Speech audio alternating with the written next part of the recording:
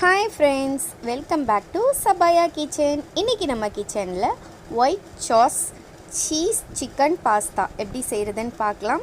இது வந்து ரொம்ப பெரிய வேலைலாம் இல்லை, ஜஸ்ட் ஈஸியாக பண்ணிடலாம். அதுக்கு முன்னாடி நம்ம சேனலை புதுசாக பார்க்குறீங்கன்னா மறக்காமல் சப்ஸ்கிரைப் பண்ணிக்கோங்க. சப்ஸ்கிரைப் பண்ணி பக்கத்தில் இருக்கிற பெல் பட்டனை கிளிக் பண்ணி ஆல் கொடுத்தீங்கன்னா நான் போடுற புது டிஃப்ரெண்ட்டான வீடியோஸ் எல்லாமே உங்களுக்கு உடனே வரும். அங்கே கிச்சனுக்கு பாஸ்தாவை வேக வச்சுக்க போகிறேன்.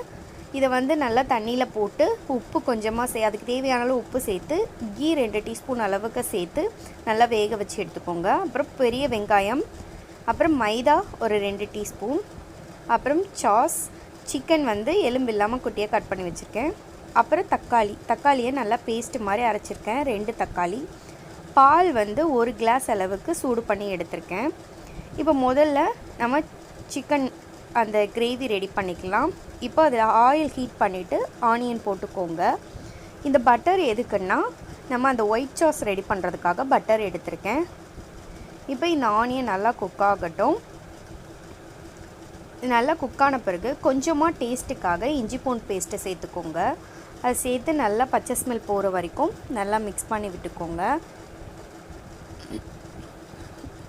இது நல்லா மிக்ஸ் ஆன பிறகு நம்ம கட் பண்ணி வச்சுருந்த சிக்கன் சேர்த்துக்கலாம். இது நீங்கள் சிக்கன் சேர்க்காமல் கூட செய்யலாம், ஆனால் சிக்கன் சேர்த்திங்கன்னா இன்னும் டேஸ்ட்டாக இருக்கும். அதனால் நான் இன்றைக்கி சிக்கன் சேர்த்து செய்கிறேன். இப்போ தேவையான அளவு உப்பு சேர்த்துக்கோங்க. சிக்கன் வந்து நம்ம குட்டி குட்டியாக கட் பண்ணி போட்டிருந்தனால சீக்கிரமாக குக் ஆகிடும். 2 மினிட்ஸ் 3 மினிட்ஸில் குக் ஆகிடும். ஸோ இதை நல்லா குக் பண்ண பிறகு ஒரு 1லேருந்து 2 டீஸ்பூன் அளவுக்கு டொமேட்டோ சாஸ் சேர்த்துக்கோங்க. சேர்த்து நல்லா மிக்ஸ் பண்ணிக்கலாம்.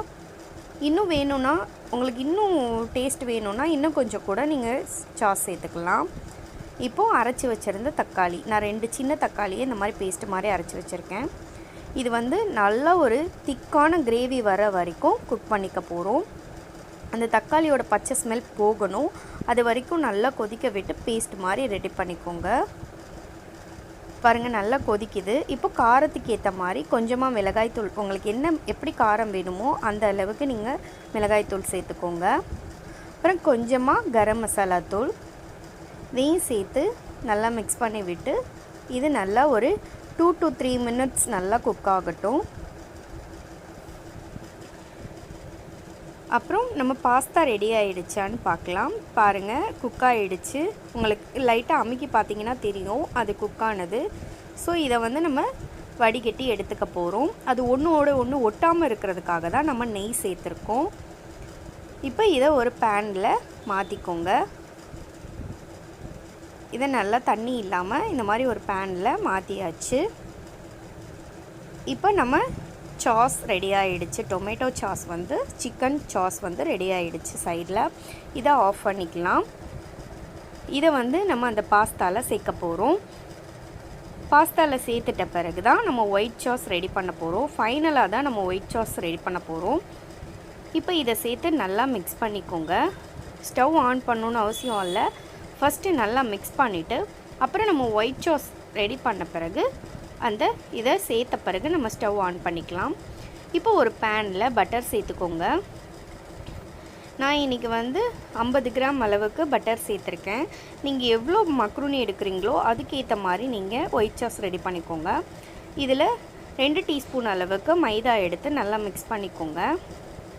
கொஞ்சம் மைதா எக்ஸ்ட்ரா நான் எடுத்துட்டேன். 1.5 டீஸ்பூன் அளவுக்கு கூட போதும். உங்களுக்கு நல்ல க்ரீமியாக வேணும்னா மில்க் கொஞ்சம் எக்ஸ்ட்ரா ஆட் பண்ணிட்டிங்கன்னா இன்னும் ஒயிட் சாஸ் வந்து அந்த க்ரீமியாக கிடைக்கும். நல்லா இந்த மாதிரி மிக்ஸ் பண்ணி விட்ட பிறகு நம்ம பால் சேர்த்துக்க போகிறோம். பாருங்கள் அந்த பட்டரோட மைதா வந்து நல்லா மிக்ஸ் ஆகிடுச்சு. இப்போ நம்ம காய்ச்சி வச்சுருந்த பால் கொஞ்சம் கொஞ்சமாக சேர்த்து நல்லா கட்டி இல்லாமல் க்ரீம் மாதிரி ரெடி பண்ணிக்கோங்க. ஸ்டவ்வை வந்து மீடியம் ஃப்ளேமில் வச்சுக்கோங்க. பாருங்கள் அது உடனே திக்காகிடுச்சு. ஸோ இது வந்து நான் கொஞ்சம் திக்கான க்ரீமியாக எடுத்திருக்கேன்.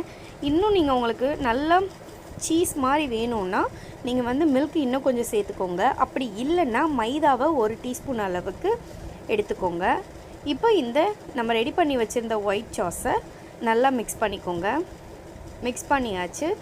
இப்போ ஸ்டவ்வை மீடியம் ஃப்ளேமில் வச்சுட்டு இதுக்கு மேலே சீஸ் வந்து நம்ம போட போகிறோம். ஃபைனலாக போட்டு இதை வந்து நம்ம மூடி வச்சிட்டோம்னா அது மெல்ட் ஆகிடும். அவ்வளோதான், ஆஃப் பண்ணிடலாம். நான் வந்து இன்றைக்கி அந்த ஒயிட் சாஸ் வந்து கம்மியாக ரெடி பண்ணியிருக்கேன். நீங்கள் வந்து நான் சொன்ன மாதிரி எக்ஸ்ட்ரா மில்க் இல்லைன்னா மைதா கம்மி பண்ணிவிட்டு கொஞ்சம் க்ரீமியாக எடுத்துக்கிட்டிங்கன்னா இன்னும் டேஸ்ட்டாக இருக்கும். பாருங்கள், சீஸ் சேர்த்தாச்சு. சேர்த்த பிறகு இதை மீடியம் ஃப்ளேமில் வச்சு அது மெல்ட் ஆன பிறகு ஆஃப் பண்ணிவிடுங்க. அவ்வளோதான், நம்ம சூப்பரான chicken white sauce cheese pasta ready ஆகிடுச்சு. பாருங்கள், இது சூடாக சர்வ் பண்ணிங்கன்னா அந்த சீஸோட செம டேஸ்டியாக எம்மியாக இருக்கும். குழந்தைங்க ரொம்ப லைக் பண்ணுவாங்க. இந்த மாதிரி ஒரு தடவை ட்ரை பண்ணி கொடுத்து பாருங்கள். சாப்பிடாத குழந்தைங்க கூட சாப்பிடுவாங்க. எப்படி இருந்ததுன்னு கமெண்ட் பண்ணுங்கள், லைக் பண்ணுங்கள், மறக்காமல் சப்ஸ்கிரைப் பண்ணுங்கள். Thank you friends.